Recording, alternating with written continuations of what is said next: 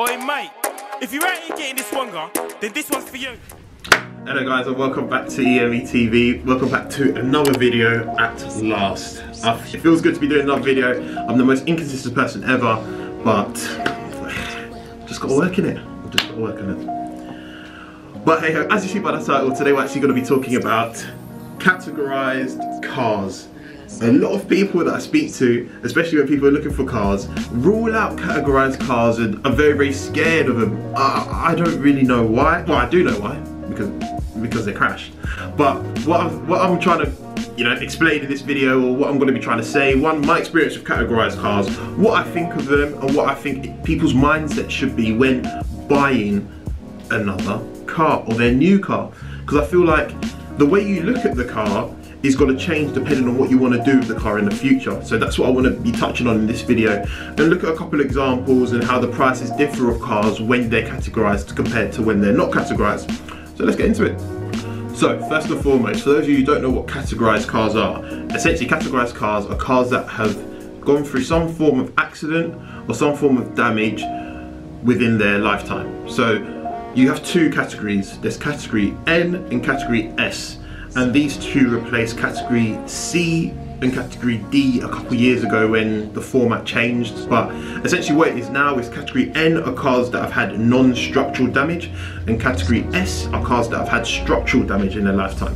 So structural damage can be things such as suspension, the chassis being damaged, and category N is pretty much light damage. It means non-structural, so anything that's not that, but a bit lighter, I guess.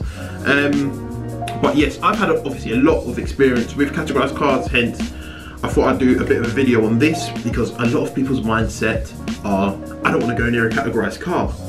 But then when you look at it, we take a backward step? Yeah, take a backward step and actually look at it. They're not all that bad. So let's say, I've obviously been buying cars from auction. Most of the cars I buy are category S or category N. I believe the Astra that I bought on this, did a video on, was category S. And I've bought a couple category N's. I haven't put obviously all the vehicles on YouTube for various reasons, but one of the reasons being I'm lazy. But what it is that I think when you're buying a car, depending on your price range as well, is going to differ, because if you're spending, I don't know, upwards of 10,000, 20,000, 30,000 on a car, you probably don't want a car that has been in an accident, because you're scared that it might not be working, or it might give you problems in the future due to the accident that it's previously had. But with me, I had a Honda Type S, and that Honda Type S was category S, I believe. It was category S. I had it for a year and it gave me no problems whatsoever. I think I did about 6,000 miles in that year, around that, 5,000 to 6,000 miles. I had no problems whatsoever. I did it by the book, obviously serviced my car, changed the brakes at some point, this, that and the other, and it was completely fine. But some people, and I bought that car for, I believe, I don't know, about $1,000 or so. So when some people believe that when they're buying their car, they just can't go near any categorized cars. Most of the cars I've been driving, even the car that I'm driving now, is a categorized car. And it's given me no problems, and I've driven it for about 3,000 miles. So it does really depend on, one, how, I would say risky, because one of the things that you need to do and check before you buy a car, especially if it's categorized, is try to find images from whoever's selling it. Try get them to send you images or show you images of the damage. So let's say you were buying a car for, I don't know, 5k. We'll take a Golf, a Mach 5 Golf GTI. You went there, you've seen that it's advertised as Cat S, and you've just gone and you're like, you know what? Have you got any pictures?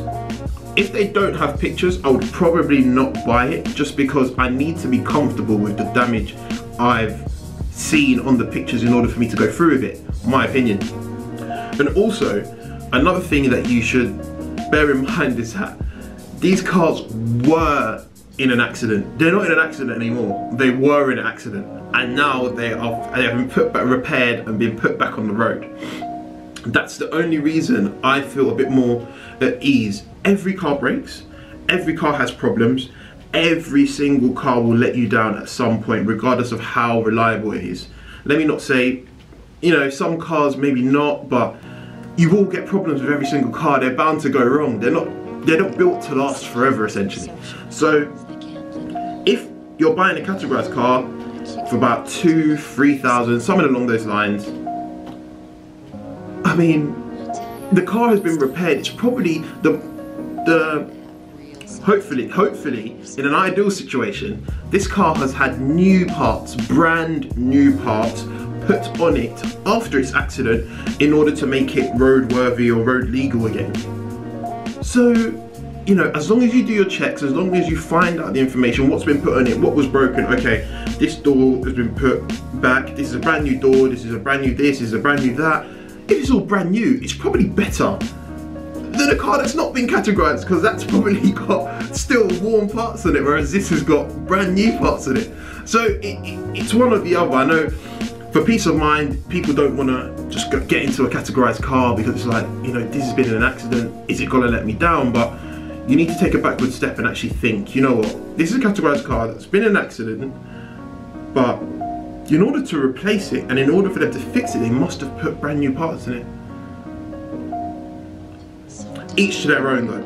But again, with categorized cars, the price of vehicles does differ. And why that is because when a car gets into an accident, it's just less desirable. Less desirable. Most people don't want to be getting into cars or forking out their hard-earned cash money to buy a car that they think is going to let them down in the future. So actually, let's go and look at some examples on Auto Trader. I'll go to Honda. Let's go to Type R, because this is a car that I'm supposedly buying. I've said it how many times. Come on, Yemi. Get your together. Alright, so as you can see, the lowest one, so I've just gone low to high because it's easiest to find categorized cars that way. And boom, lowest one is a Cat S 2007 with 110,000 for 2,650. Car looks in good shape. But then if I was going to buy this car, one, it's the cheapest on the net, and two, just try and find pictures of it. I'll just go and try and find pictures. Yep, hi Mr. Seller, do you have any pictures of the damage? You can assess for yourself whether it's extreme, whether it's manageable, and you just go from there. That's a private, this is a private seller. There's another Cat, this is Cat N, so this is non-structural, so you probably believe it had something to do with something else besides a sort of chassis or suspension. But, well, I'm flicking through awfully fast, sorry guys.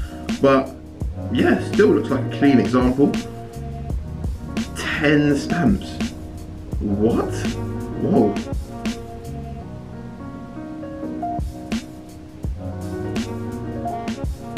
Sorry guys, I'm just looking at this.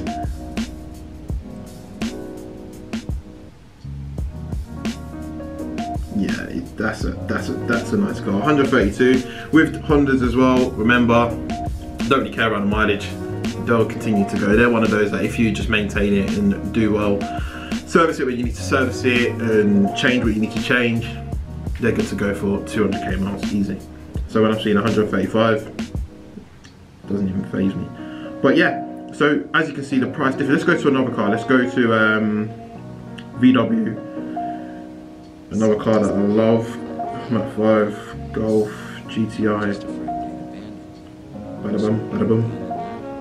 Let's go year 2004, I believe they came out, yes. Boom, so that's a non-categorized car, but this is sold by a private seller. That's another thing actually. That's a lot. Oh, there seems to be no categorized Mach 5s around. Oh, have they all been taken or what's going on? There actually isn't. Oh no, there is. 2007, but it's got 88,000 miles. And I said go and buy go and. I used the example of taking 5k to go. I didn't even know that this was on the market.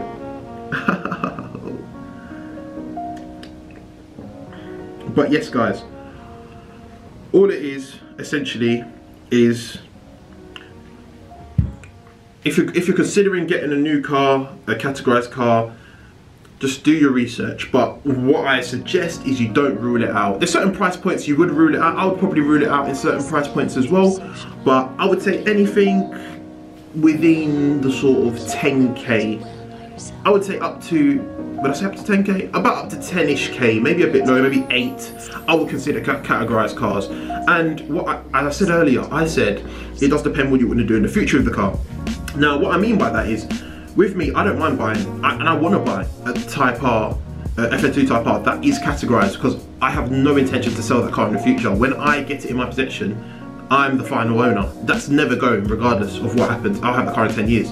But if your thought is to buy a car and then to sell it on, remember, you're buying it cheap, so that's gonna probably, the depreciation on that car is probably gonna be a bit heavier than if you got one which is not categorized. So you just have to bear certain things in mind in terms of what you want to do going forward. And another food for thought is, would you rather buy a car that has got